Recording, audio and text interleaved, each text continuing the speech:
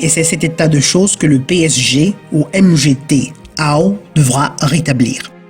Toute cette adulation ne s'arrête pas au monde de la musique. C'est littéralement partout. Nous vivons dans un monde dédié au culte d'Astarté. C'est une société gynocentrique. Dans la publicité, elles le valent bien. Dans le cinéma, le monde de la culture, les universités, la politique, etc., etc.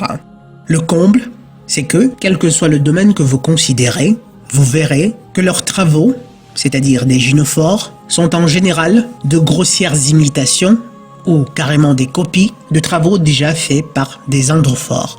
Il n'y a que très peu de gynophores vraiment capables de créativité, non pas parce qu'elles n'en ont pas la capacité intellectuelle, mais juste pour les deux raisons que je n'ai cesse de répéter.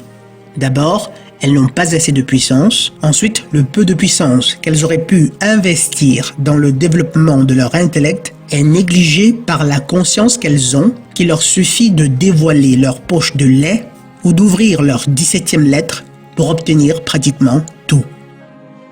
Maintenant, le deuxième aspect évoqué par Samori. Pourquoi les femmes ne louent que rarement les hommes en général dans leurs chansons? Pourquoi ne chantent-elles pas, elles aussi, l'amour pour les hommes comme ces derniers le font à leur égard? Pourquoi cette absence presque totale?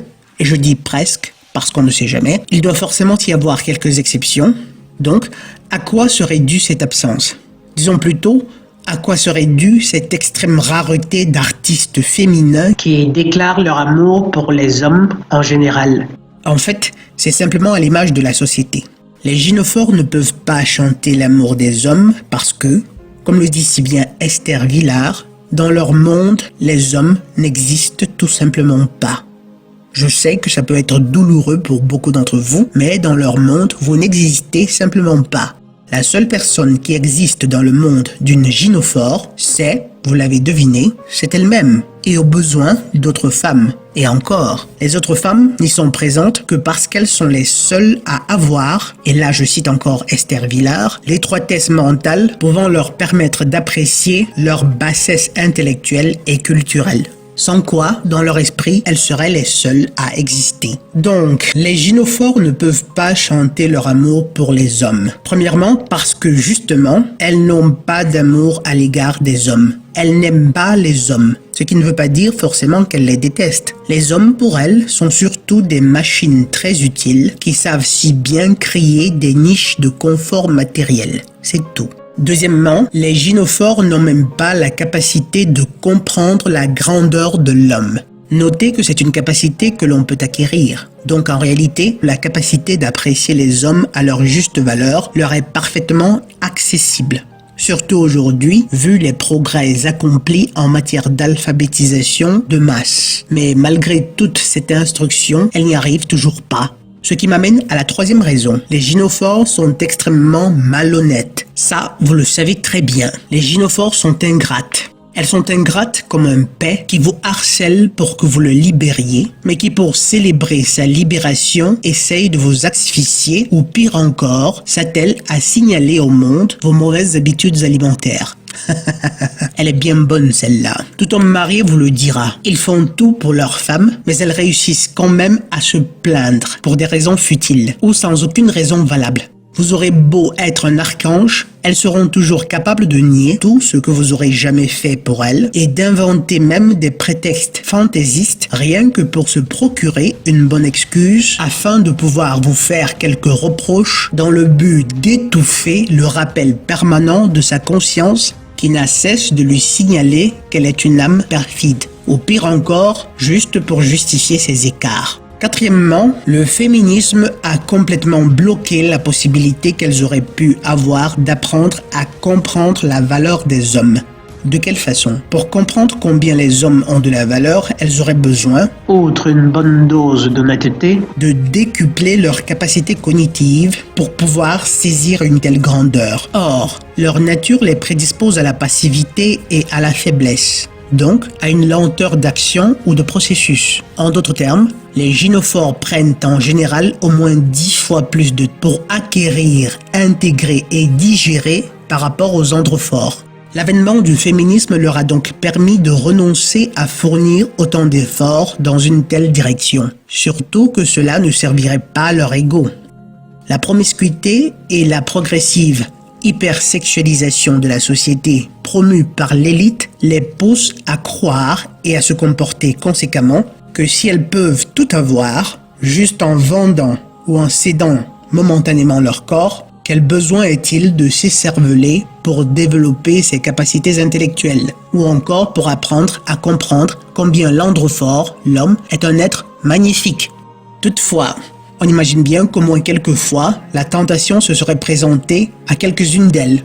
La tentation de balbutier ne serait-ce que 2 ou 3 mots gentils à l'égard des hommes dans leurs chansons. Mais cette tentation est vite étouffée lorsqu'elles imaginent les risques que cela pourrait comporter. Aucun esclavagiste ne loue ouvertement son esclave, quoique ce dernier, par définition, soit le fondement de la richesse du premier, donc digne d'estime. Louer les hommes pourrait attirer l'attention de ces derniers sur leurs valeurs propres, sur combien ils sont importants, sur combien les gynophores sans eux ne sont rien. Cela pourrait les pousser à se rebeller de l'esclavage dans lequel les gynophores les maintiennent.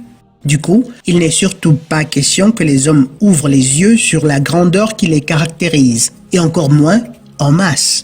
Ainsi, pour les femmes, il est capital d'ignorer et de nier permanemment la valeur des hommes.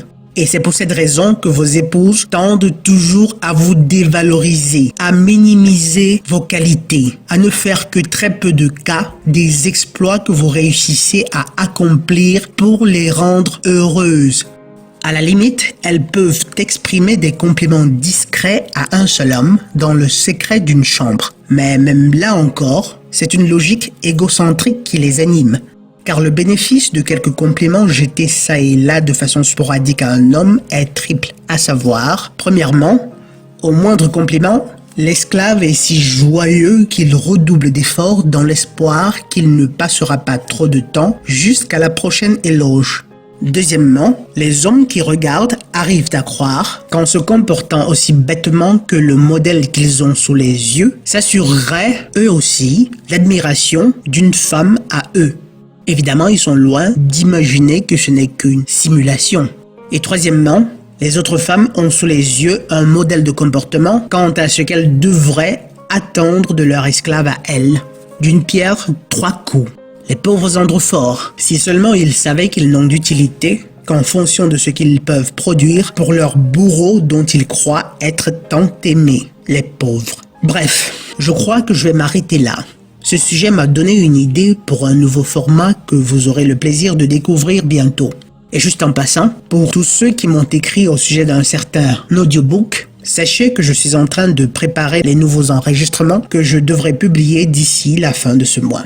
Nous remercions une fois de plus Samori pour son sponsor. Voilà, c'est tout pour aujourd'hui. Vous connaissez la règle. Si c'est mon premier podcast que vous écoutez, je le considère une avant-première. Si c'est le deuxième, je veux encore être magnanime. Mais à partir du troisième, vous avez le devoir et l'obligation de vous abonner, de partager et si possible de liker. Et si le cœur vous en dit, un petit café pour la perpétuité de la chaîne serait tout autant le bienvenu. Mais par-dessus tout, recherchez votre créateur en bonne foi et avec diligence et rappelez-vous toujours, soit nous souffrons pour nous perfectionner, soit nous souffrons de nos imperfections. Le docteur Rondo Redotto, depuis le bœuf froid du palais communal de Consayonne. Sawa Bona.